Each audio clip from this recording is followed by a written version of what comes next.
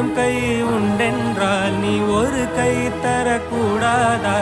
ஈராயிரம் கண் கொண்டாய் உன் ஒரு கண்யனை பாராதா? உன்னில் சரணடைந்தேன் இனி நீ கதியே.